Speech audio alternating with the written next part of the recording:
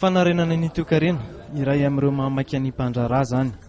Na tsy mbola misokatra aza ny fampelezan-kevitra, nampiatsony ny sehatra tsy miankina ireo kandida roa mitazona ny toerana voalohany hitondra fanazavana momba ny politika ekonomikany. Ma politique est très simple. Dans le cadre de ce développement économique, c'est le secteur. Tsotra ny politika hoentiko, ny sehatra tsy miankina no tena ampiasaina. Tsara tsy pihana izay lafin'izay.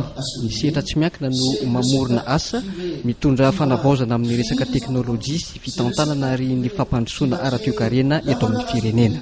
C'est le secteur privé qui va créer les innovations nécessaires en matière technologique, en matière managériale pour assurer le développement économique et social de ce pays. Ho an'ny candidat Jean-Louis Robinson, mazava ny azy, ny Madagascar Action Plan, ny mampindravalomanana fahiny. Io no hatsangana indray ho an'ny fanarenana ny toe-karem-pirenena.